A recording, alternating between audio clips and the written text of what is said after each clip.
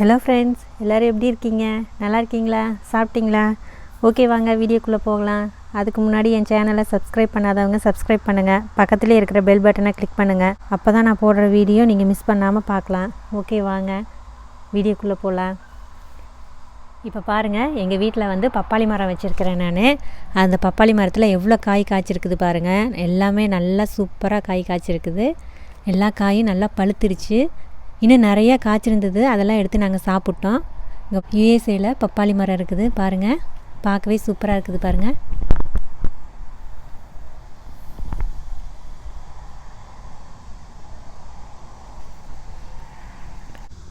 சின்ன மரம்தான் இது, அதிலே காய் வச்சிருக்குது பாருங்கள். இப்போ பாருங்கள், இது இன்னொரு பப்பாளி மரம் பக்கத்துலேயே வச்சுருக்கேன் நான். இது பாருங்கள், எவ்வளோ பெரிய பெரிய காயெல்லாம் வந்திருக்குது. இப்போ தான் பழுக்கிற ஸ்டேஜில் இருக்குது.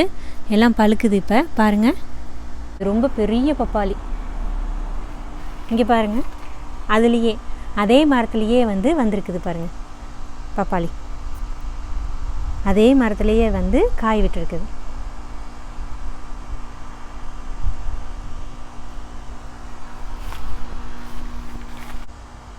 சூப்பராக இருக்குது பாருங்கள். இப்போவே பப்பாளி நல்லா பழுத்து இருக்குது. இது ஆர்கானிக் பப்பாளி தான். நான் மருந்து எதுவுமே அடிக்க மாட்டேன். நான் எல்லாமே ஆர்கானிக் பப்பாளி தான். இப்போ பாருங்கள், பப்பாளி நான் பறிக்க போகிறேன். பறித்து எப்படி இருக்குதுன்னு காட்டுறேன். இப்போ பாருங்கள், பப்பாளி சூப்பராக இருக்குது பாருங்கள். ஒரு பப்பாளி பறிச்சிருக்கிறேன் நான். இப்போ பாருங்கள், சின்ன பப்பாளி ஒன்று பழுத்து இருக்குது. அதை நான் இப்போ பறிக்க போகிறேன்.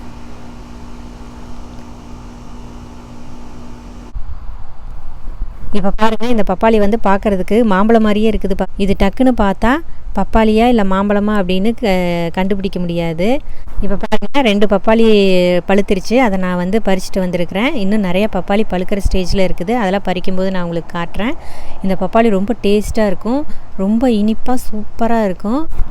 ஓகே ஃப்ரெண்ட்ஸ், இந்த வீடியோ உங்களுக்கு பிடிச்சிருந்தது அப்படின்னா லைக் பண்ணுங்கள், ஷேர் பண்ணுங்கள், கமெண்ட் பாக்ஸில் கமெண்ட் பண்ணுங்கள். மறக்காமல் சனா டெலிசியஸ் குக்கிங்க்கு சப்ஸ்கிரைப் பண்ணுங்கள்.